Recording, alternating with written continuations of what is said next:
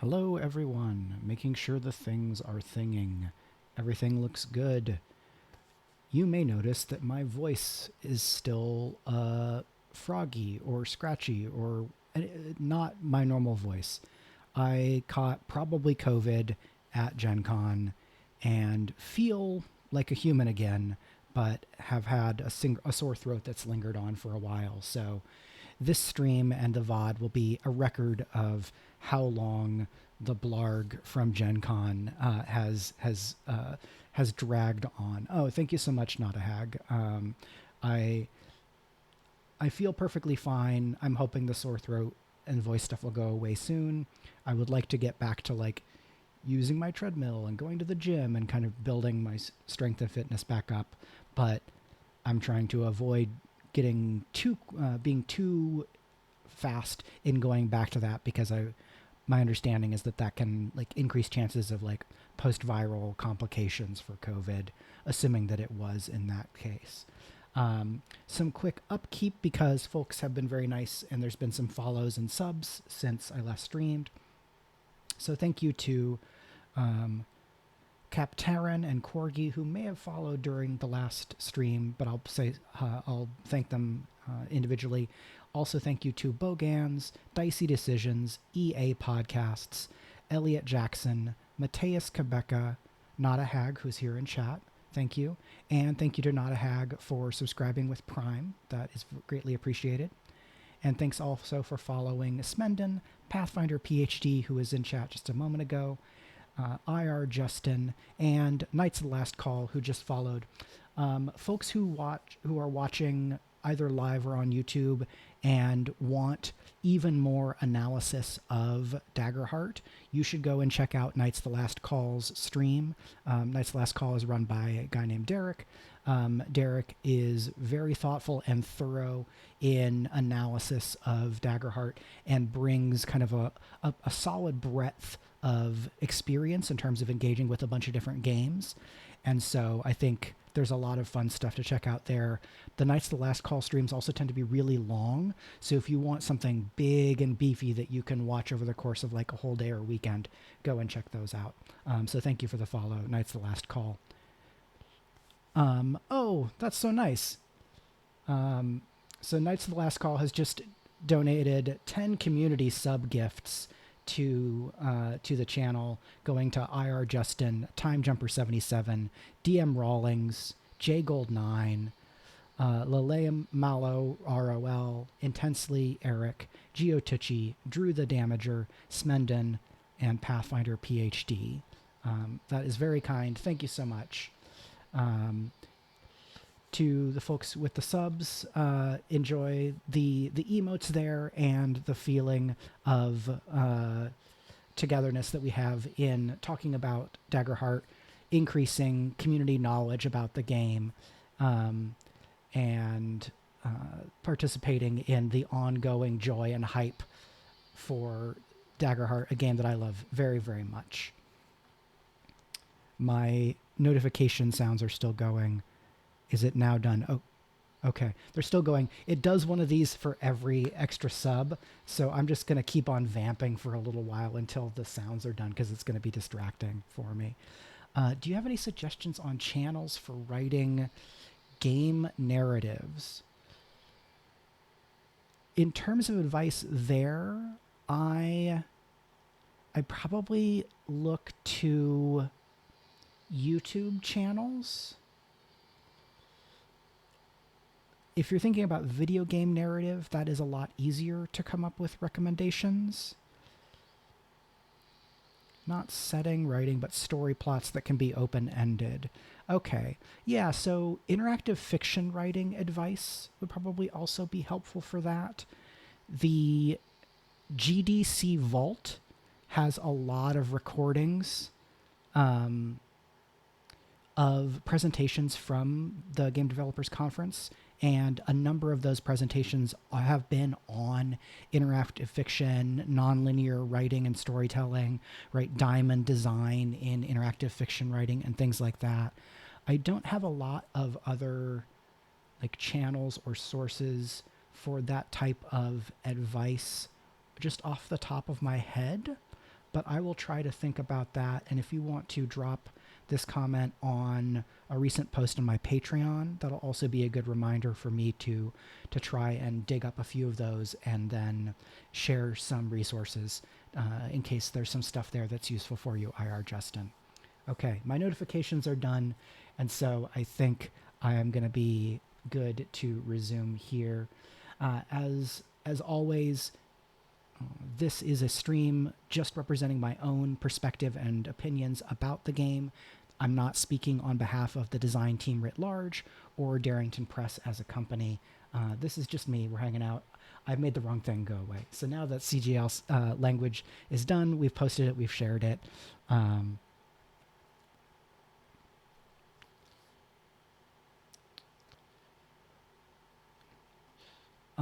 So the new classes that I'm working on are only using the domains that are in the core book. Yes, Smenden.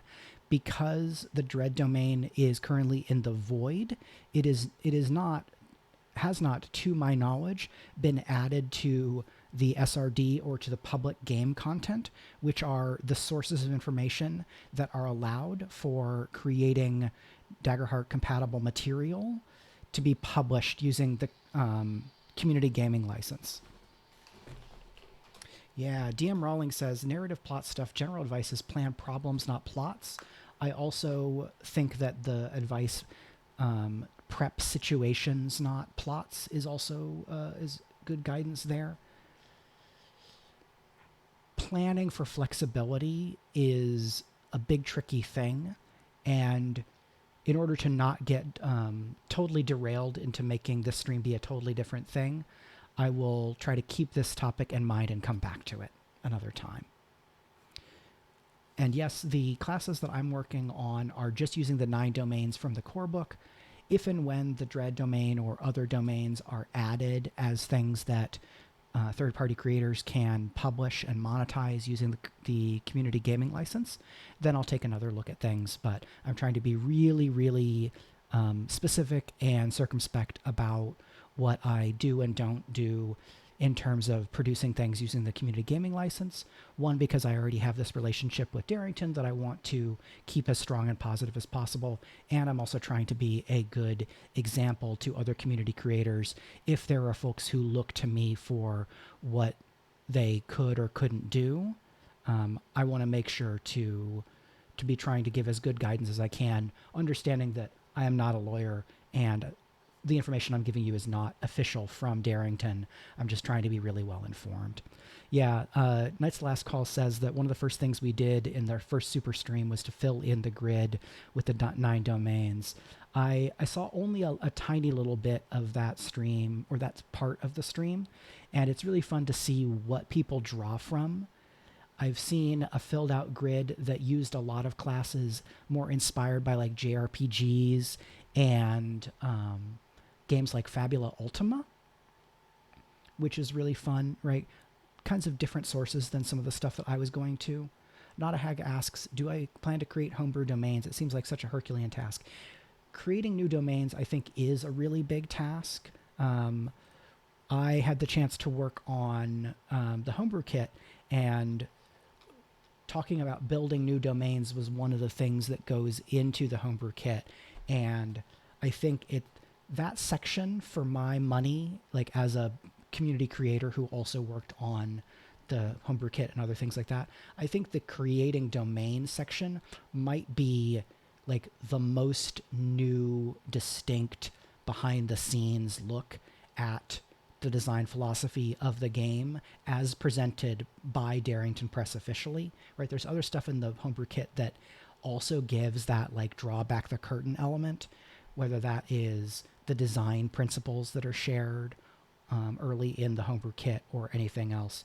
I would love to design a new domain, probably several new domains at some point, but I thought that it would be easier and faster to start by building out some classes using the core 9 domains that are in the core book, rather than diving into domain design, which I think has a lot of different dimensions.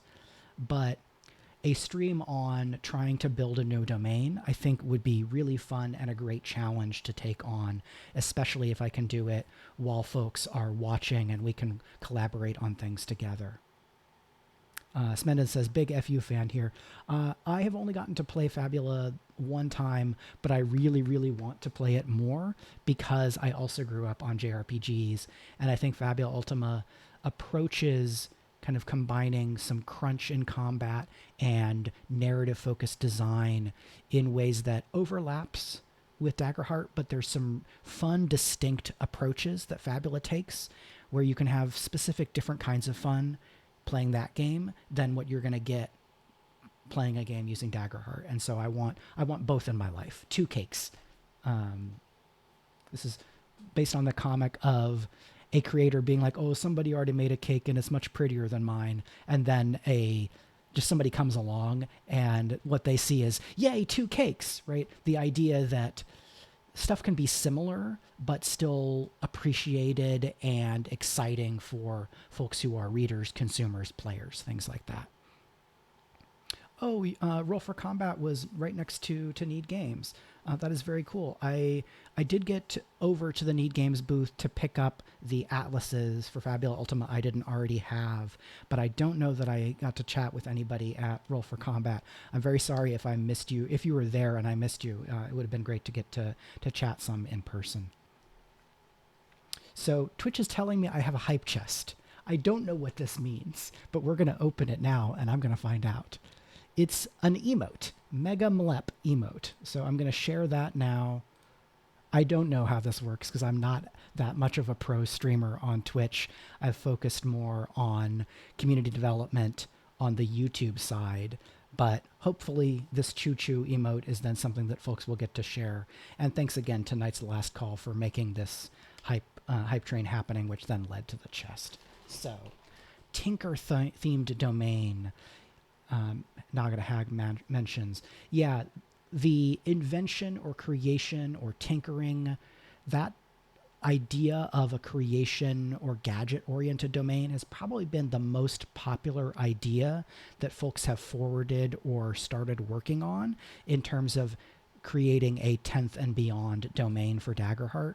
I think I was seeing creation or invention domain stuff almost like probably before the game came out in full. People were playing around with the idea of that extra domain, and then of course Dread comes out with the Void. So a lot of people are working on stuff like that. There have been some published versions. I have not taken a real long crack at trying to do something like that, but other people have made some attempts. So there's some stuff out there if you want to take a look. DM Rawlings says the class combinatorics and FU fascinate me. You can do very good top-down character designs that somehow fit really well into the system. Yeah, I really like how Emmanuel, the lead designer, and their team made class design work such that you have your character's concept, right? That's the really big top line, most important thing about your character. And then that manifests through the combination and interaction between these different classes, right? Because every Fabula Ultima character is multi-classed from the beginning. And that means that it's a little bit more like make the character who you want them to be and a little bit less being fully defined by your classes, which I think makes sense drawing on a tradition where you have like a job system or where often characters are themselves specifically, and then as they level, they're drawing stuff from different sources and things like that.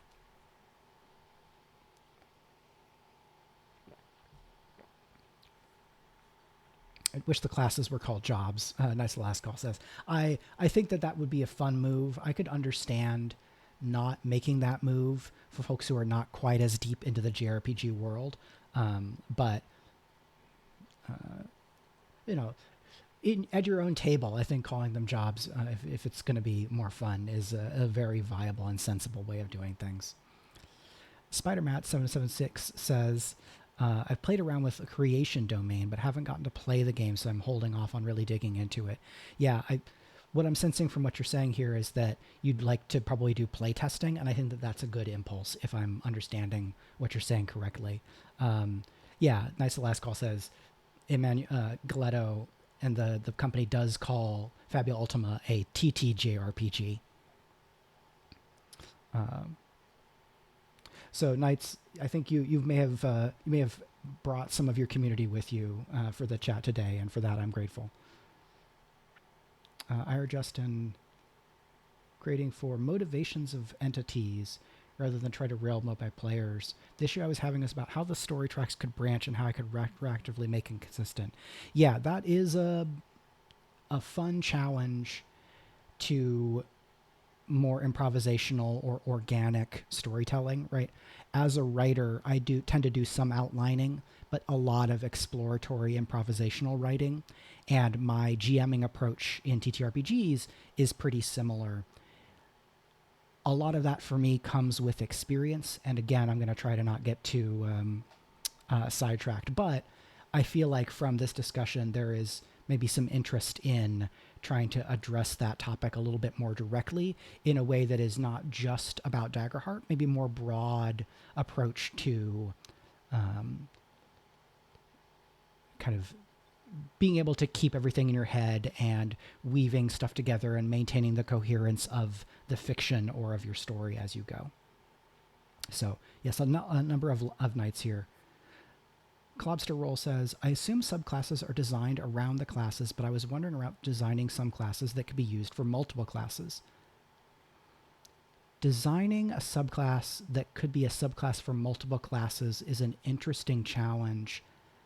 I have seen third-party creators put out some material where a class will have one domain and then you can choose a second domain, or subclasses that have different domains than the core class. I think that's an interesting way of moving your design approach. I haven't thought in that vein because I think I've tried to focus on growing design, kind of spurs of design or planks of design from within the core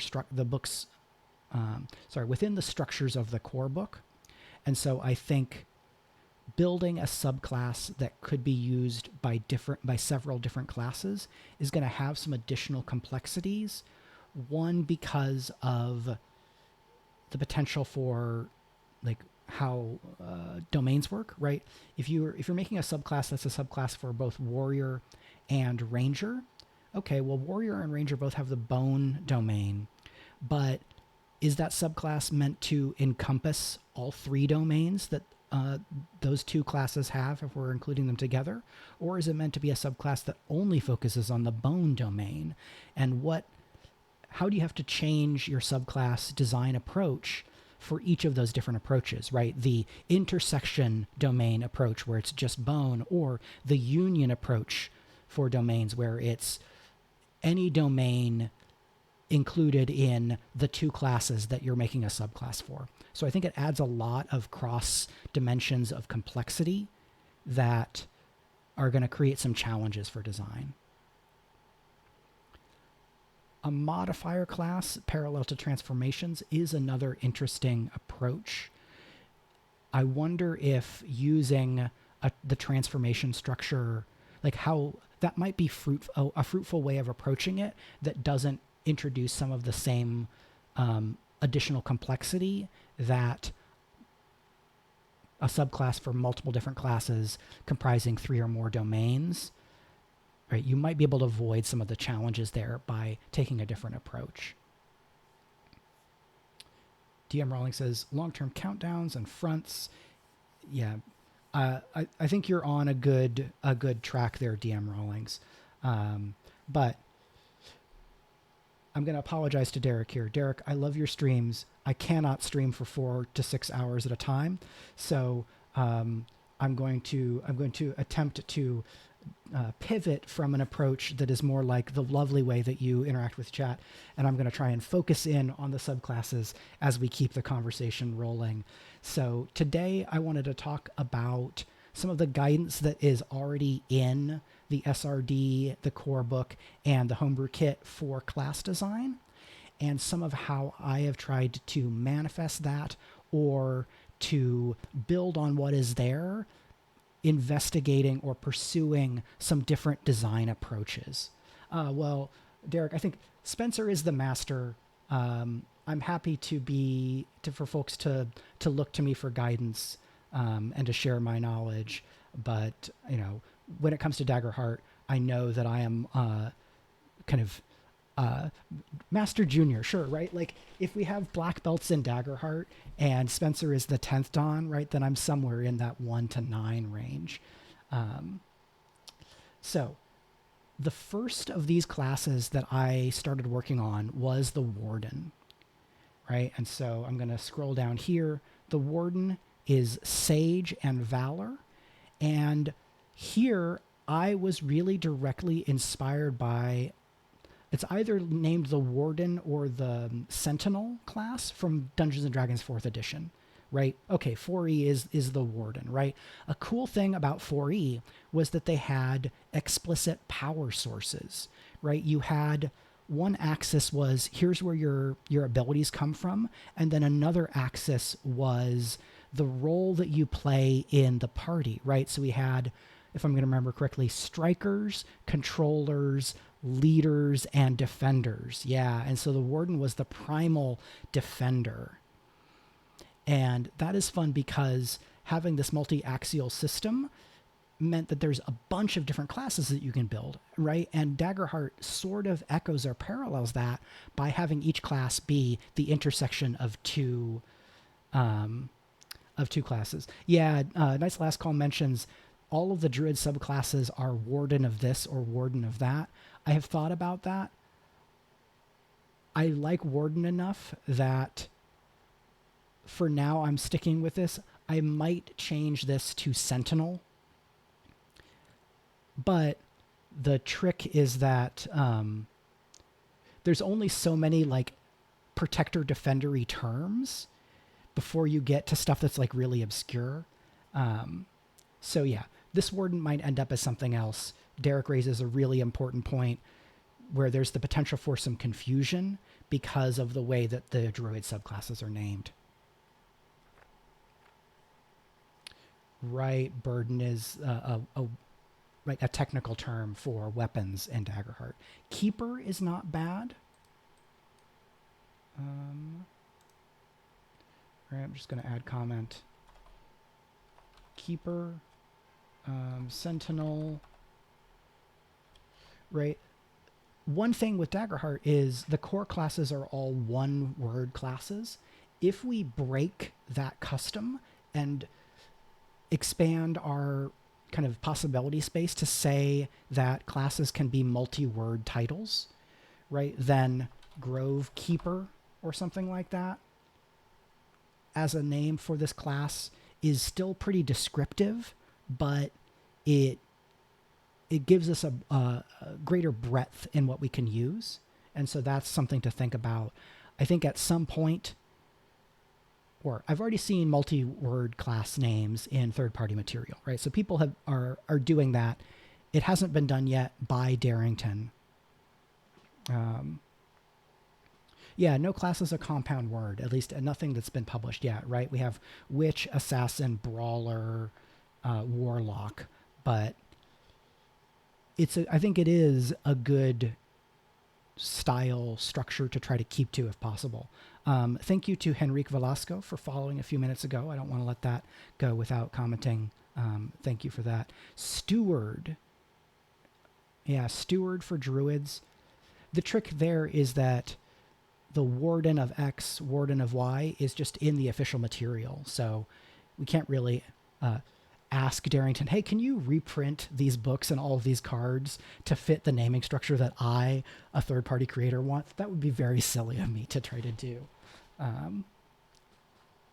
But we have the Warden here. The idea is pretty similar at the kind of top level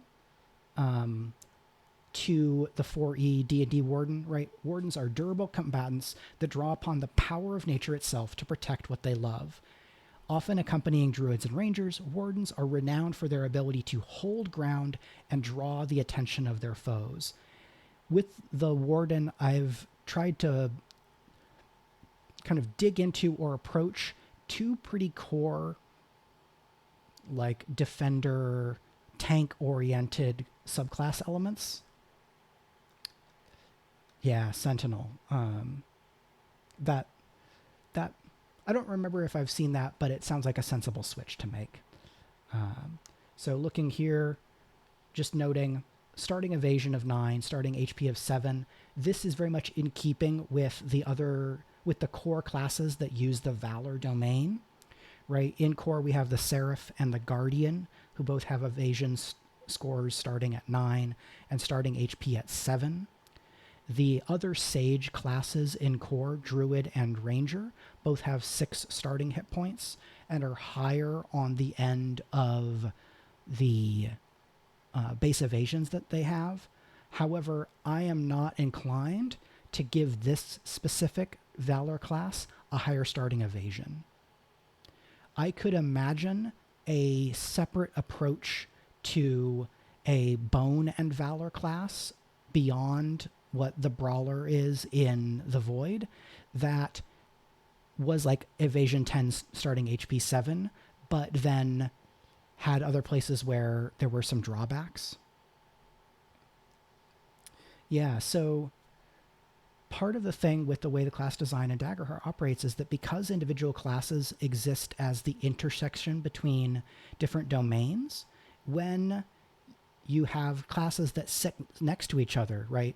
Guardian have Valor, and the Warden also has a Valor, but then the second class that they have is different.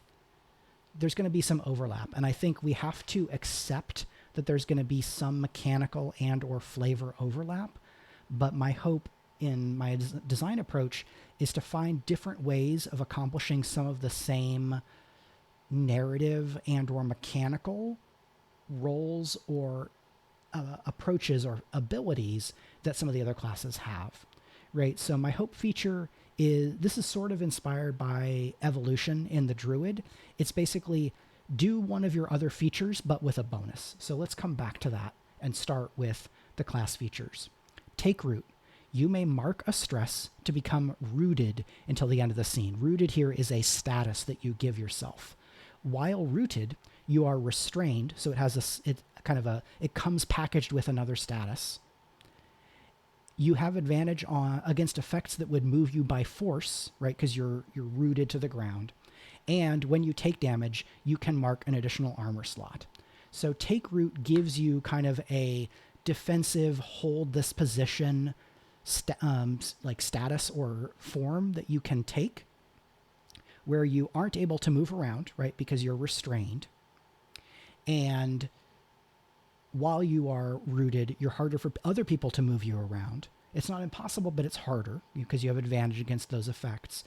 And when you take damage, you can mark an additional armor slot because any class that has Valor or is attempting to serve in a position of being able to tank, there's going to be the question of what kind of sustainability or durability, damage mitigation, or damage avoidance do they have? How is it that they can tank? The Guardian has the unstoppable feature, right? And when they're unstoppable, they get all of these bonuses, right? They automatically reduce damage in certain situations. They increase the damage that they deal. They can't be restrained or made vulnerable. But that is one way of approaching this. Take root is this idea that, right, you're the Warden, and then when you activate this ability, right, physically the ground might erupt with roots and kind of brace you in place. I'll note here that you can clear the rooted status by giving the GM a fear, right? So you can move around, but if you do that, you're giving up that embrace and support of nature, which has a mechanical penalty in the form of giving a fear. I could see a version of this class where instead you can clear it by marking another stress, where you start to pile on some stress and that becomes a resource management thing that the class has to figure out. Or maybe you could spend a hope. I like giving the GM a fear here because it creates a sense of escalation and trade-off. But all of these classes are very much in playtest.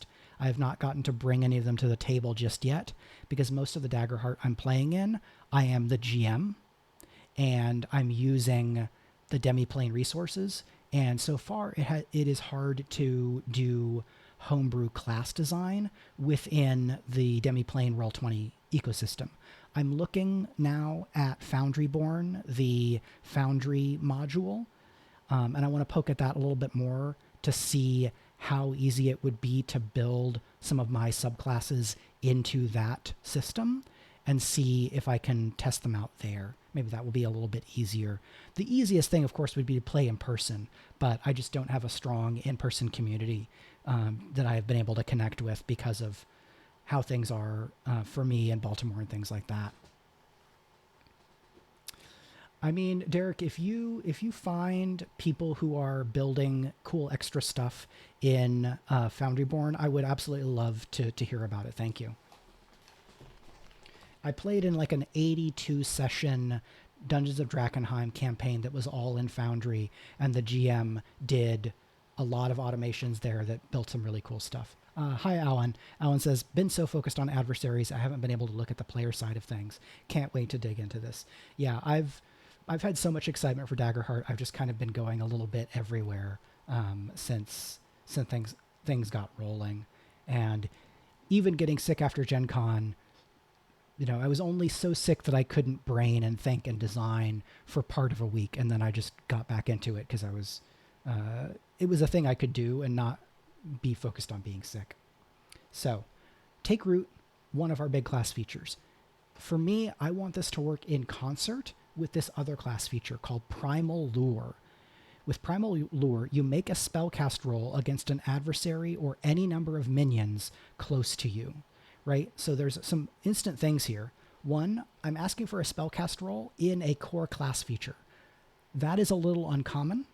I don't think it's a problem here, but I do want to flag it as something that's a little bit less common. And you can use this against one adversary or any number of minions, because this is a taunt type feature. And as I was designing it, I realized if you had to make an individual roll for every minion for a taunt, well, that doesn't feel really good. So I want to try this feature as being able to apply to any one adversary or any number of minions that are within range for you, so that if you can taunt them with Primal Lure, right, you're pulling all of them on you, they're going to get that chance to deal more damage as they stack up using the minion feature, but I'm able to control the crowd a little bit more effectively. On a success, you make that target or all targeted minions temporarily taunted, right? They gain the taunted status. This taunted status says when a taunted adversary takes the spotlight, they must attack you if possible. There are some ways to tweak this language to give the GM a little bit more latitude. I could say when a taunted adversary takes the spotlight to attack, they must target you. That would give the GM some latitude to spotlight those taunted adversaries and do other things with them. This taunt is stronger in that it says when they take the spotlight, they must attack you. So they have to attack and they have to attack you. Other permutations here, we could say when a taunted adversary takes the spotlight, they must move into range and use their standard attack against you. That would be even more constraining for the adversary, because it would say not only do you have to focus on me, you only get to use your standard attack, right? You couldn't use any other action feature that generated an attack. You only get to make a normal swing against me. I didn't go quite that far here, but I wanted to flag some of the latitude that you might have if you're designing features along these lines. Not a Hag asks, typical artist question, do you have specific visual inspiration for new classes or just gameplay reasons, story reasons? I mostly think from like a storytelling and narrative place first. When I'm doing this type of design, I will want to commission some art for this for subclass cards when I'm taking some of these toward publication. And when I do that, I imagine that some of the art I commission will then feed back into the design and inspire me to change some things. Smenda says, so forcing a support adversary to attack you rather than support allies. Absolutely, right? The Primal Lure taunt as is would force a support adversary into an attack, which would be making them probably take a suboptimal action. So that's pretty powerful here, right? But every time you make a taunt, you have to make a spellcast roll. So this is an action roll. It can fail. It can generate fear. So the idea that you could just spam your taunt without any consequences doesn't really exist here, because every time you roll the dice, there's about a 46-ish% chance of getting a result with fear. You're slightly more likely to get a result with hope because a critical is counted as a result with hope.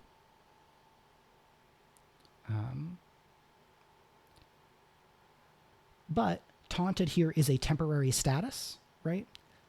Temporary statuses can be removed by the GM using their normal kind of move ecosystem. So if I taunt an adversary, the GM could then, as one of their moves, decide to remove that status. But the guidance that I think is in the book and the guidance I try to follow, you want to let a status apply or like be activated at least once before making it go away, so that you don't feel like you're undermining what the player has done. Not a Hag raises a great question. Theoretically, this taunt would work on a social adversary. Should a Warden's primal lure be able to make a social adversary escalate to physical violence against you? I think that's a really important question that I haven't decided whether to include specific wording of. I think that the general guidance of following the fiction is such that there are going to be some situations where the GM is like, do you think your primal lure would make this adversary attack you outright? Or would it make them be aggressive toward you? So this does raise a question that it might make sense if and when I am publishing this class with a feature that's mostly this in the same form. I might want to provide some guidance about that, right? And so I might say you can't use this ability against a social adversary, but as Knight's Last Call says, I prefer having rule guidelines rather than 3 paragraphs of exceptions-based ruling text. So what that would look like is probably a note in whatever the publication that has this class that says, you might note that primal lure could be seen as making a social adversary escalate to violence. In your game, we encourage you to follow the fiction and discuss with your Warden player what form you think the primal lure takes, whether the Warden would be able to kind of taunt a social adversary to the point that they escalate to violence, or whether they would instead just focus their social antagonism on you. So, we're seeing some potential thorny little bits that emerge from how some of these design structures interact. But as long as we're thinking about them and thinking through them, that should be more than enough to get them to the table and start playtesting and see how it works in context.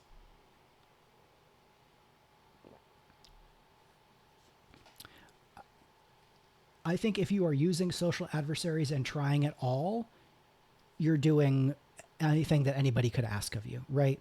This is a game that draws from a bunch of different design styles and is trying to combine some design structure in a way that is, I'm not going to say totally unique, but I think is distinct in some important ways and new to a lot of people.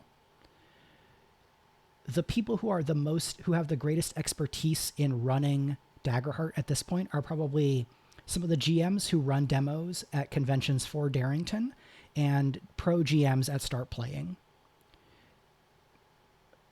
And both of those are folks who are still learning the game as it is in this final version, because no game ships, the way that Daggerheart has shipped, people are going to continue to develop and learn and think about and refine their personal preferences, opinions on, and implementations of how the game works. So I think if you're acting in good faith and you're considering and reflecting on your principles as a GM and player, you're probably fine.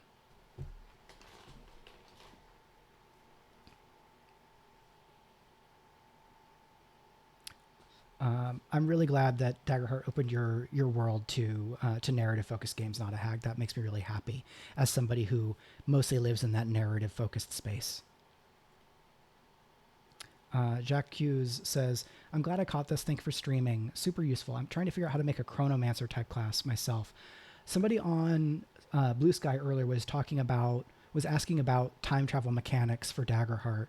And I just have to say, as a science fiction writer, time travel can create so many headaches so quickly that my hat is off to anybody that's trying to really kind of get both hands on and thoroughly think through how to create time travel or time manipulation oriented design for Daggerheart without it becoming a huge mess. And if you can do it, then huge props to you. I'm excited to see what people do in approaching these things. I just know that for my own self, time travel stuff becomes a headache, so I tend to avoid it. Time and mathemagic domain. Interesting, yeah. Right, because, let's see. Time is its own domain, right? Chronomancy kinds of stuff. Campaign frame inspired by Chrono Trigger. Yeah, right. Because one way you could approach this is you could again draw on Blades in the Dark, the Forged in the Dark style, and here specifically Blades in the Dark. And you go, oh, okay, does Chronomancy let you do flashbacks? Does it let you do flashbacks that are even stronger where you can retcon what exists by overwriting it through time travel? That can get to become a big headache pretty quickly. So I might, I think using flashbacks is an interesting approach of doing things. I would probably also want to go and look at games like Time Watch and other, probably Doctor Who, right? The most recent Doctor Who game I've heard some good things about. See how other RPGs are mechanizing or engaging with the ludonarrative implications of time travel and see maybe how that applies. Environments for time travel is an interesting approach as well. I think, right, tracking paradox is not a terrible idea. I'm not familiar with the D&D book that did that. In the Daggerheart Homebrew Kit, right, one of the principles is streamline and streamline again. Another is limit cognitive load. So my inclination with these is think about what's the minimum viable mechanical design that will let you tell the kinds of stories you want, and maybe start there. So for our Warden, I have 3 subclass candidates right now. Zamon's Guide to the End of Time and How to Fix It, I think, is that D&D time travel book. Thank you, Not a Hag. So Oakheart is like the kind of super tank class. Pack Hunter is a little bit like there's a barbarian subclass where you have like spirit helpers. I'm a little inspired by that. And then Vinegrasp is more of like field manipulation, move people around kind of a thing. So the Oakheart, you play it to be indefatigable, drawing resolve from the exchange of blows in combat. Their spellcast trait is Strength, and their foundation features include Indomitable. Indomitable says, when you become rooted, place a D4 Indomitable die on this card and set it to 1. Each time you make an attack or take damage, increase the die. It should be die's value. Probably. I would want to go and double check this against the language on the Unstoppable feature in Guardian to try to match that as much as I can. When the die's value would increase above 4, you can clear your Indomitable die to clear 1d4 stress. At the end of the scene, clear your Indomitable die.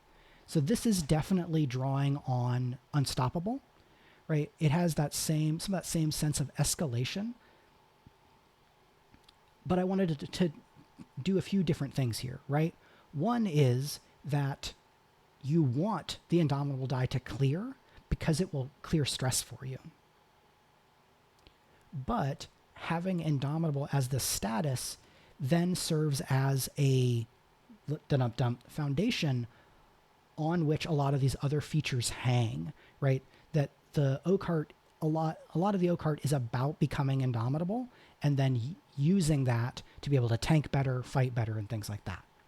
So the other foundation feature is Strength of the Earth. You may spend a hope after making a reaction roll to add the value of your Indomitable die to the result, right? So notably, this is after you make the roll, but before you know the result. This is a little bit more like the rare features that will let you give a little bit of a boost after you make the dice rolls, because most of the time in Daggerheart, when we add a bonus to our roll, we have to add it before we make that roll.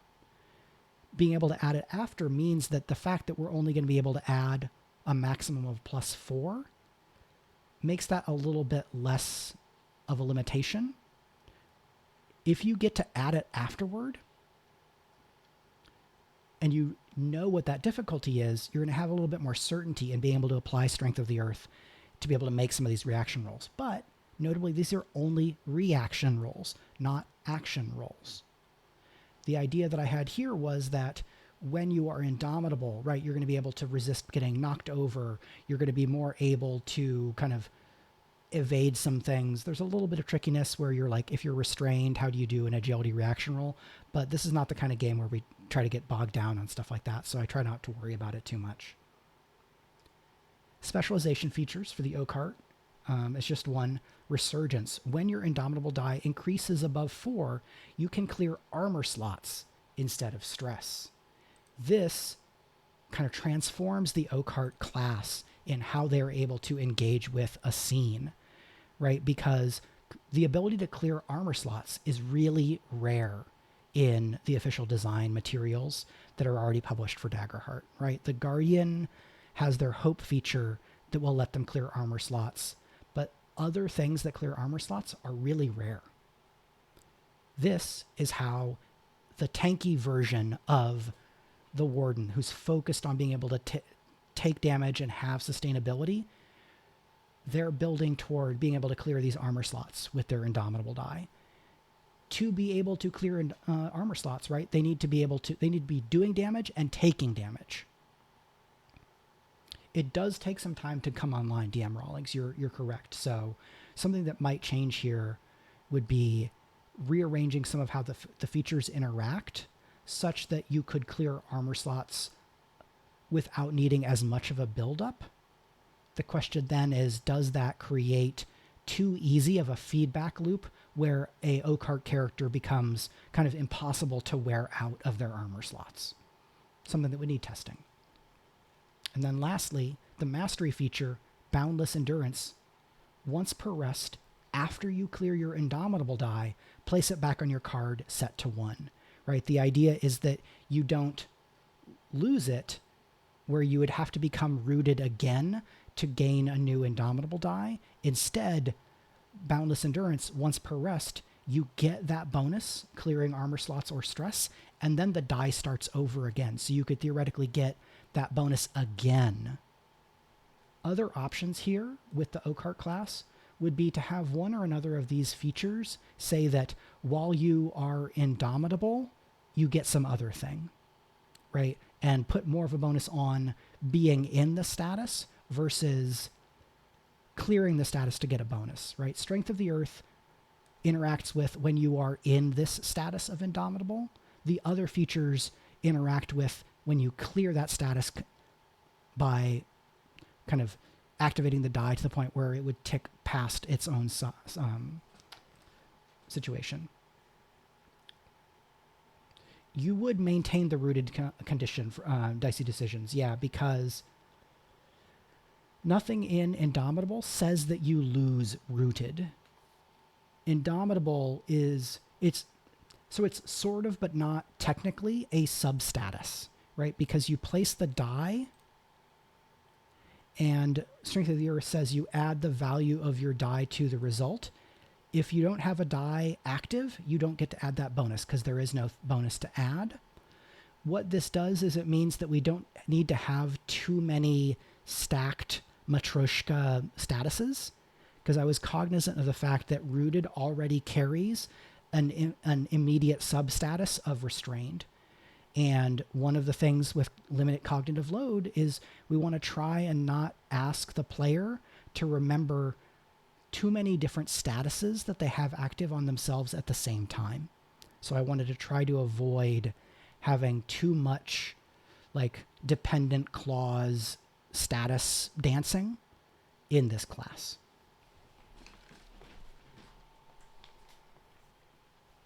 Okay, so we're almost at an hour, and I know that my voice is already a little messed up from being sick, so I'm going to skip ahead to the Vinegrasp subclass real quick, and then we're going to move on to maybe a quicker look at a couple of the other classes that I have. My hope here is that as I'm talking through these classes, you're getting a sense of what I'm thinking about and how I'm approaching wanting to do this kind of class design. We've talked some in generalities. I didn't walk through the Homebrew Kit making new classes part in as much minutia, because I think the Homebrew Kit already represents itself pretty well. And what I thought I could do that would add more value and kind of build on existing conversations is provide examples through discussion and through sharing. But if folks have questions, they're a little bit more fundamental in terms of like, how do I get started building a class? Please go ahead and throw those in, either if you're live in chat or at the YouTube, or if you're on my Patreon, you can post on one of the posts that are related to classes, and we'll keep that discussion going. Vinegrasp, this is a agility spellcast subclass. I will note that in the Void now, we do have playtest classes where different subclasses are using different spellcast traits. This is something that homebrewers started doing pretty early in the process, but had not been seen from the official Darrington design team in any of the materials from Core or the Void until a little bit more recently. So we don't have to look just to the Void to be able to do that, because people have been doing this already. And because of the way that classes are designed, I think there is implicit room to have these spellcast traits be different, because the spellcast trait is on the subclass card and in the subclass part of how things are designed. So there's already room for it, right? The design space was already there. Spenden, because of how I've been moving between topics, I'm not sure which choice you're asking about with cognitive load. So if you're able to clarify that, I can address it a little bit more confidently. Sorry. So Vinegrasp is going to be about moving your enemies and manipulating the board state, or kind of the terrain of the fight. Entangling Strike is a foundation feature. Your melee weapons have a range of very close. This subclass echoes the Spirit Weapon subclass from Seraph a little bit. The idea being that, you know, your weapons can take on this like vine grasping dimension, right? Or you could throw the weapon being held by a vine, right? The flavor is really up to you, but you have that wider range, so you can protect your group. One of the ways you can do that is you can strike at a broader range of enemies, right? You are able to affect more of the scene because you have a wider range on your melee weapon attacks. Smenda says, regarding the subclasses having the same spellcast trait as each other. Yeah, I think in Core, we could definitely see that as being a way to limit cognitive load, but making there be the design space already to allow that flexibility in the future. I don't know that that's for sure what Spencer or the other folks on the team intended. I can't speak to that only from my own perspective in a way that is illustrative, so I'm not going to try. So, Entangling Strike, right? Melee weapons have a reach of very close. When you hit a target with a weapon attack, you may spend a hope to pull them up to a very close distance toward you and make them restrained. This should be temporarily restrained. So, right, the Vinegrasp Warden, even when they're rooted and restrained, right, they can affect a broader range of in the fight, right? They don't need to just be in the one spot and then have everybody come to them. They can make people come to them. They can strike a little bit more widely. So they can tank by having more flexibility and range in offense. Specialization feature, Thorny Grasp. When a taunted target takes the spotlight, they must make a reaction roll 12 or suffer d8 plus 4 physical damage using your proficiency. So this is a permutation on the taunt ability, Primal Lure, that is in the class feature, right? Back up here, where you make an adversary taunted. So with the Vinegrasp subclass at specialization, you get this extra effect. So not only do they have to try to come at you and focus on attacking you, instead, because you have this Thorny Grasp, they're going to get hurt when that happens as well. So there's an element to which that disincentivizes the GM from activating that adversary even more, which is another form of being able to control the board state, right? Being able to control and protect your allies by making it less appealing for the GM to spotlight an individual adversary.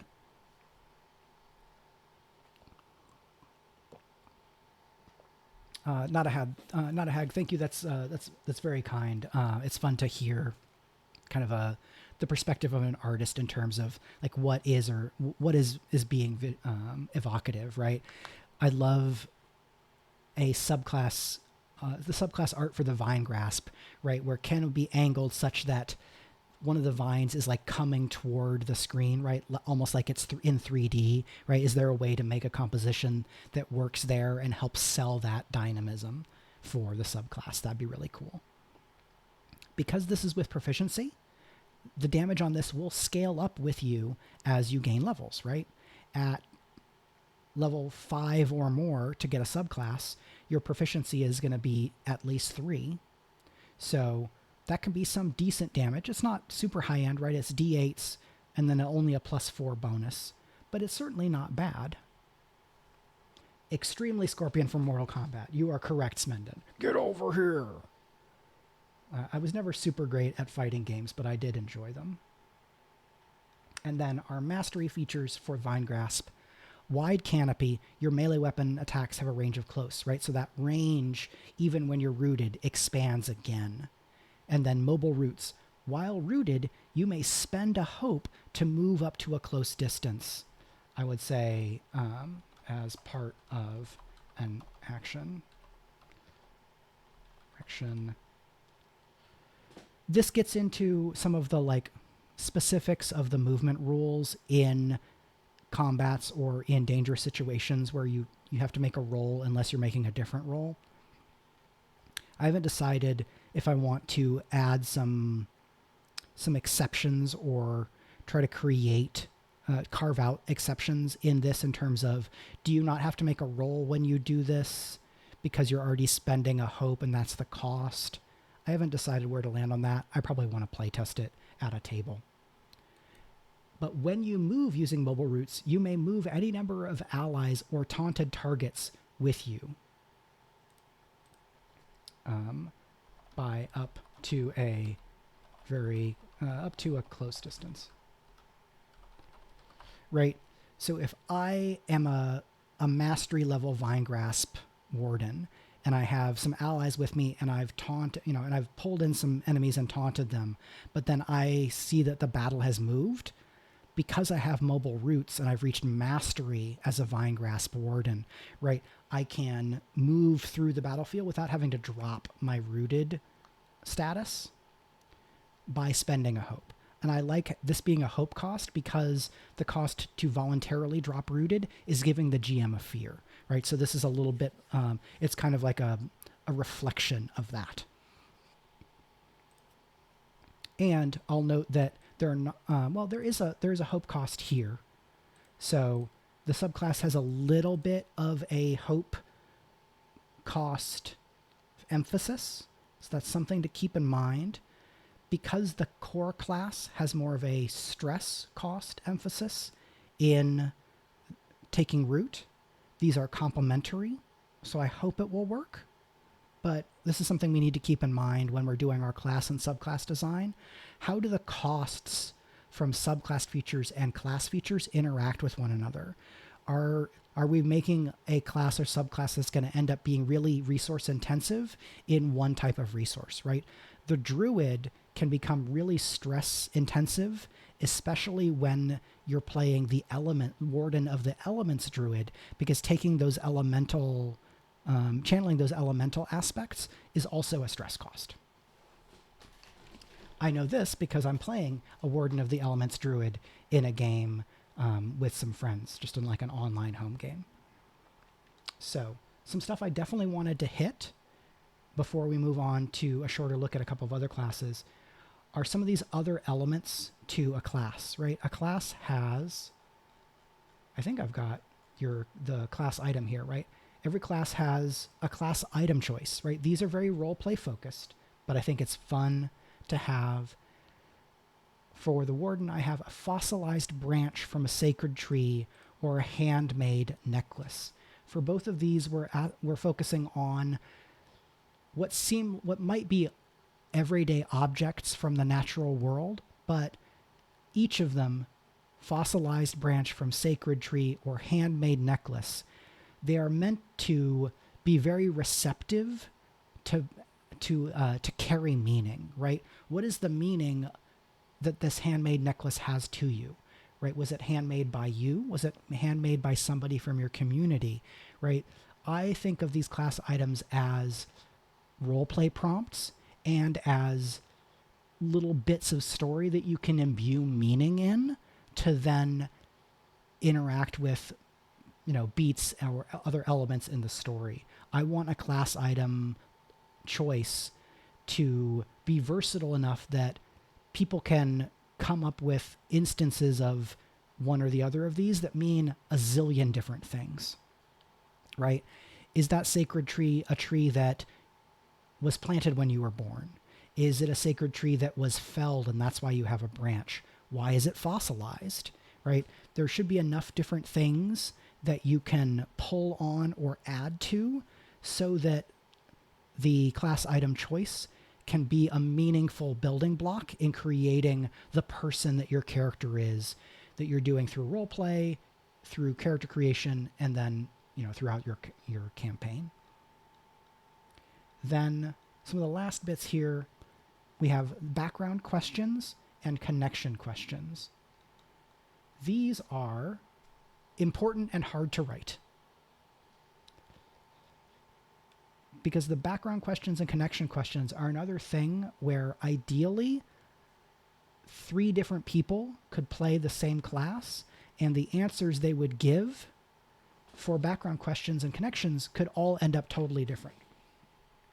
Smenden has redeemed stretch, so I'm going to take that good suggestion to make sure to take care of my own body here as we get a little bit past an hour in the stream.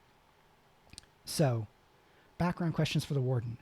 When did you first tap into nature's power to protect people or a place? What do you feel when you channel this power? A little while back, I did a stream on basically how to answer well and integrate character backstory questions, right? Background questions especially. What this question does, right? It asks you to talk about an important moment in your character's life. You might mention an NPC, a faction, a community, a location. What do you feel when you channel this power is asking the player to have an opinion about this important part of how their character class operates, to give them an initial state of what it means to use that warden's power. The second question, or the second prompt is, you were witness to a terrible perversion of nature. What happened and what have you what have you sworn to prevent it from happening again, right? What have you sworn to do? What have you sworn not to do? Things like that, right? So this is something bad happened to nature. Your character is a protector associated with nature. This is kind of gesturing toward or pulling at some of the core thematic elements that are going to be in play for most, if not all, wardens. A bad thing that happened motivating you to future action is useful because it can give the player motivation and intention for future action, right? I'm going to make sure this doesn't happen again. Or because my home was burned down, I am going, I have sworn to kill the corrupted high elemental of fire, right? The great conflagration, or, whatever the name there is. Right? And this idea of prevent it from ever happening again, right? So there's a little bit of a sense of like wanting to be able to have control because you weren't able to control or prevent some bad thing in the past. And then the third question or prompt, a voice in a dream has called you to a site of great natural power. What is it and what has been promised when you find it, right? This is very much like GM bait, right? A location of great natural power. This is a cool, fantastical location the game will go to at some point, right? That's what this prompt probably should lead to. What is that site? What has been promised when you find it? This is not necessarily a reward, right? A voice in a dream could say, one day you will stand beneath the three-forked oak.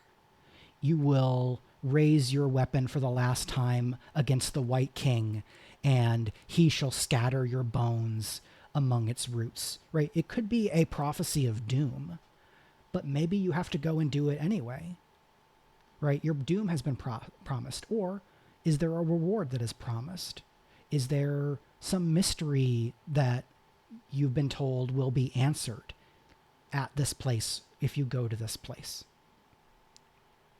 So with all of these, right, I'm trying to think about some juicy kind of atomic level narrative elements that are likely to be ingredients in the story of a Warden character that people will be trying to build working with their GM and the rest of their table.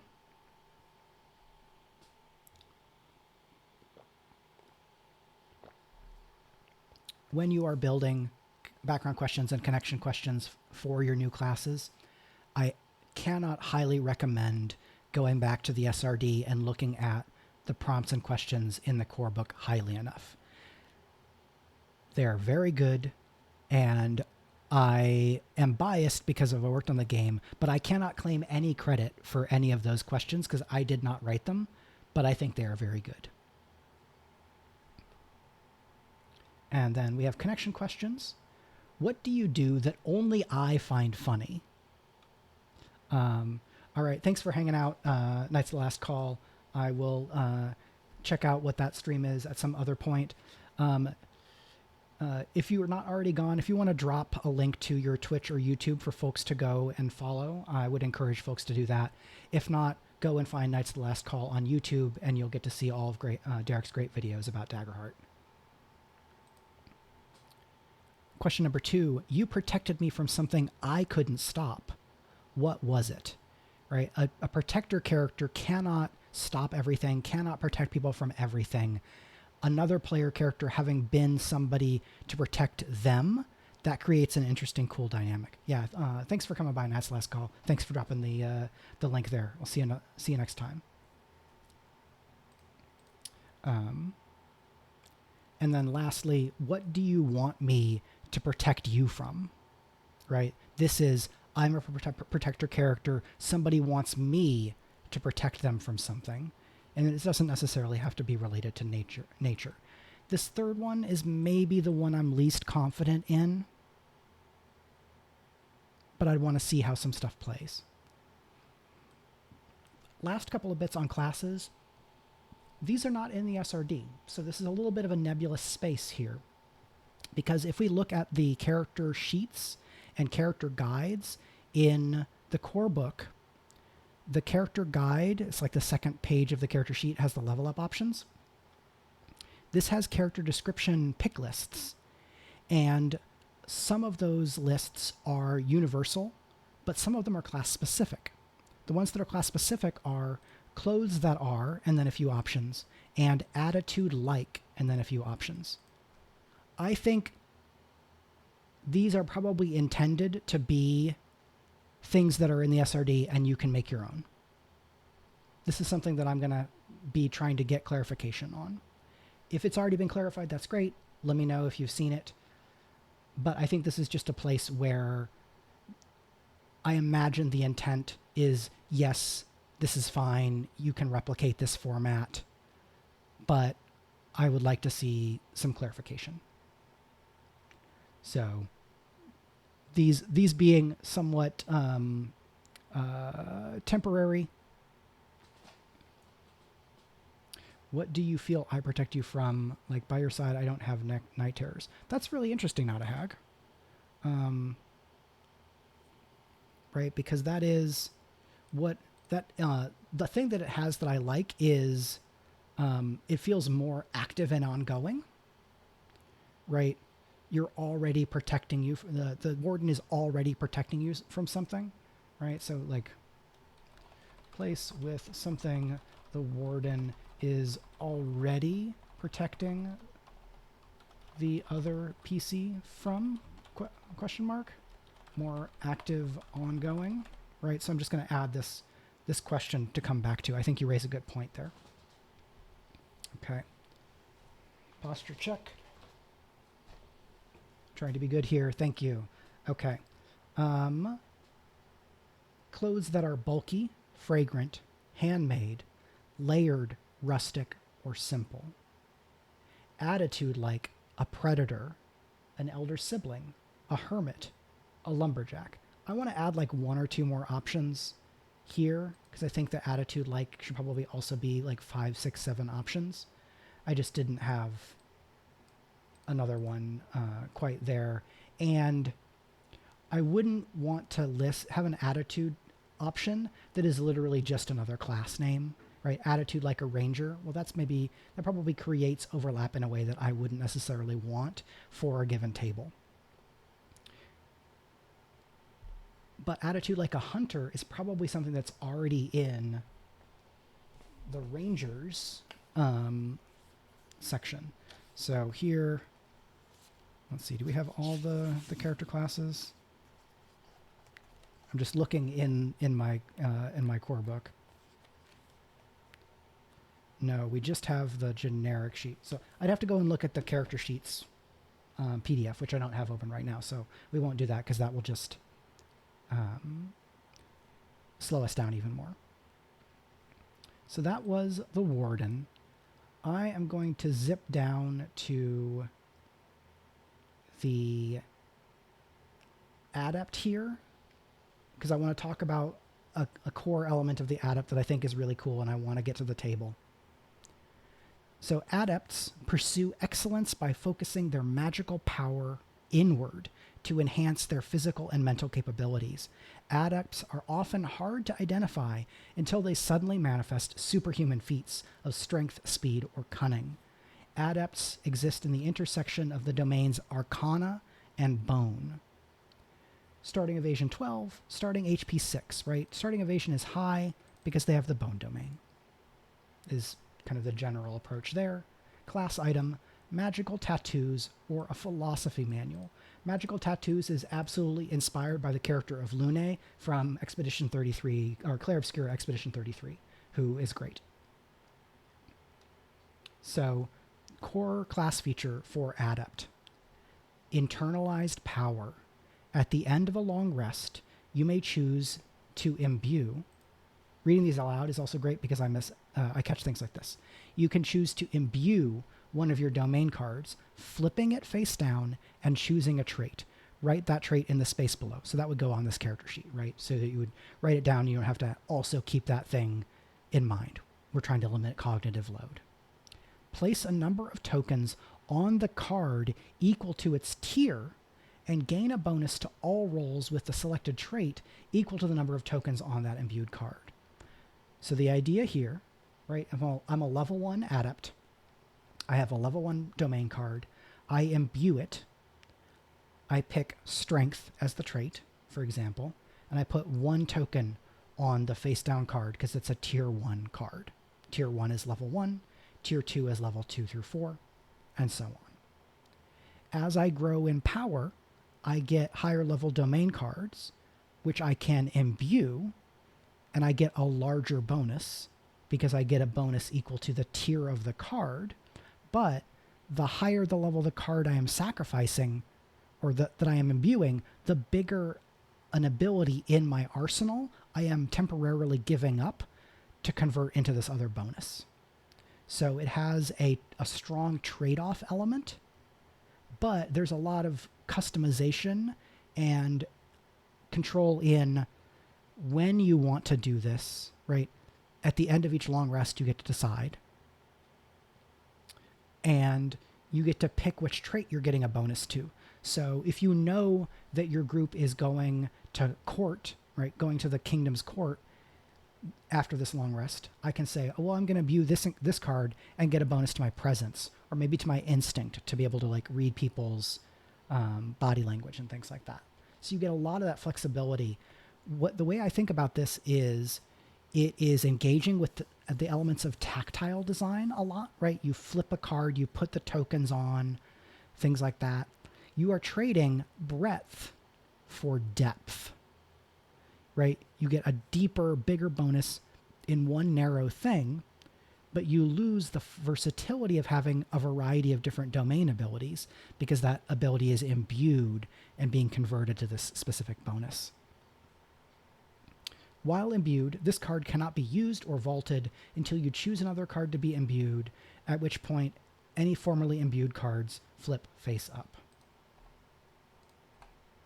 You may only have one card imbued at a time, right? And so the idea should be that at a long rest, you can say, I'm not going to imbue anything. I'm going to get my cards back. I'm just going to use everything that I have. And you can't imbue a second card while you have one imbued already as a default.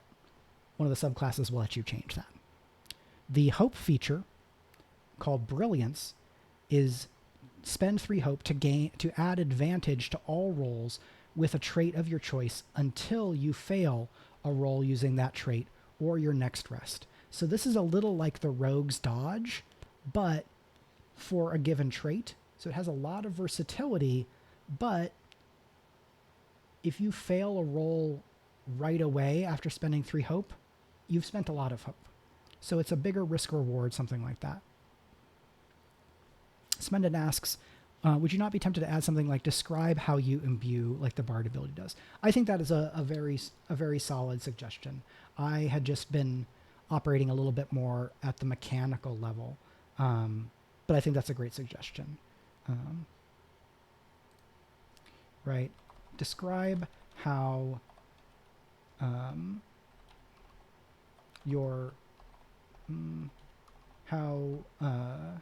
investing this domain card's power enhances your abilities, right? We may add a little bit of a fictional gloss to it.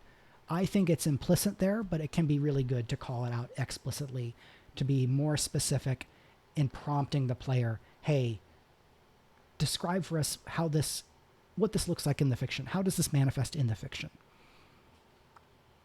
Also, thank you to Xbod360 for following just a little bit ago. Very fun name.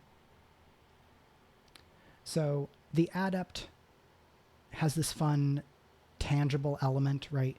You sacrifice breadth for depth. The subclasses for the Adept, the Boundless. This is kind of like the Limitless movie or TV show, right? It's about going beyond with what you can do. So the spellcast trait is agility.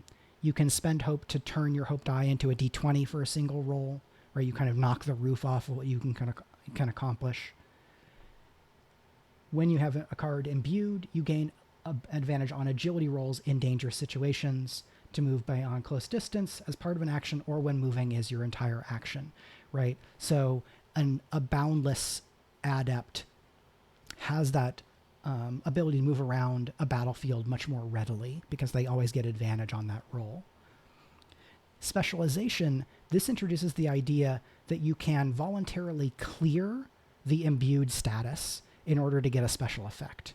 You can clear imbued on a card to unleash a magical blast, dealing d20 magic damage to all targets you succeed against, with a number of dice equal to the tier of the imbued card. So the bigger, more powerful the card you imbue, the harder that magic blast will hit. But also, being able to clear imbued will flip that domain card back face up, and you'll be able to use it again. So you get a little bit more control over when you do and don't have those cards imbued.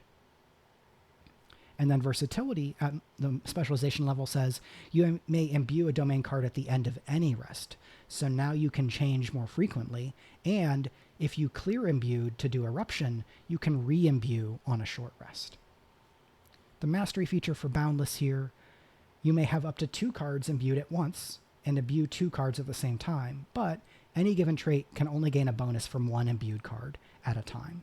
So you can't double up and get like, oh, I get +4 to my strength, and I get, to my strength rolls, and I get another +3, right? There's some limitations there. The Prodigy subclass is more, is more focused on experiences. So the last thing I think I want to do before wrapping up, because my voice is getting a bit more strained, I'm sorry, I had said that we were going to try and dig into some new class work, but I think that would be a bad idea for me to do in terms of wearing out my voice. So I just want to give a little preview of the champion class that I'm working on. This is Blade and Splendor. Champions are analogs to paladins. In Pathfinder 2nd Edition, they also have a champion class that's a little bit of that analog. The core element of the champion is a battle aura, where you mark a stress to create a battle aura that extends up to a very close distance from you in all directions. It travels with you, right? So it's not on the ground, it's an aura around you. Place a number of d6 wrath dice equal to your spellcast trait on this sheet. When you or an ally make a successful attack within the battle aura, you can spend a wrath die to add it to the damage for the attack. You may mark a stress to replenish this sheet with wrath dice up to your spellcast trait. And then at level 5, your wrath dice become d8s. So not a hag. Thank you. Yeah, I'll be wrapping up soon. Xbot 360, what is the principal difference between champion and seraph? Biggest difference is domains, right? Seraph is splendor and valor. Champion is blade and splendor. So the champion does not have the valor domain, so they don't have that protection power, but they do have the offensive weapon use abilities from the blade domain. So a champion is probably going to be more offense oriented and will not have as much of a protection capability just in how the domain abilities work. And then, of course, the hope feature, class feature are different. Champions have higher evasion, but lower hit points. If the Seraph is a combination of Cleric and Paladin, the champion is maybe more like Paladin plus Fighter. This champion also draws on, I think, the Diablo video games version of the Paladin, which I think is aura-based. Right, so I'm using a little bit of a different primary inspiration source. And then, of course, all the subclasses are going to be different than the subclasses for Seraph. This is a little tricky because Seraph is a very powerful, flexible class because of their prayer dice. What I'm intending to do here is to let the champion be a really flexible, offensive character using their battle aura. And those wrath dice then are going to get to apply in a bunch of different ways thanks to some of the subclass abilities, where you could spend up to 2 wrath dice to add damage, or when you add a wrath die to an attack, that attack always deals at least major damage. For the Preserver subclass, that is more, it's still offensive, but is also has some support elements. When you add Wrath Dice to your battle aura, all allies within the aura may gain a hope. So that's a different way of being able to kind of support and do teamwork. Expansive aura, your battle aura extends to a close distance, so more of the party are going to be able to tap into your battle aura, so you can dole out extra damage dice when you need to people across a bigger range of the battlefield. Greater Purpose is a bonus on a death move for an ally. And then the mastery feature says the first time each scene that you replenish the dice in your battle aura, you and all allies within the aura may clear an HP or an armor slot. So I'm trying to make the subclasses and the other features in the champion do things that are pretty distinct from what the Seraph is doing, where there will be some overlap, but I want it to feel different. And then other differences are going to come up in background questions and connection questions, right? There's not as many words devoted to the class-specific elements of any given one class in Daggerheart compared to a lot of other fantasy adventure games, but there are some important, small, distinct elements that we can make sure to focus on so that the experience of building and playing characters of those different classes is also distinct. But I think I'm going to have to let that be the end of this stream, just so that I can rest my voice. I'm going to look here at who else is streaming and see who I want to send folks to real quick. Is anybody playing Daggerheart?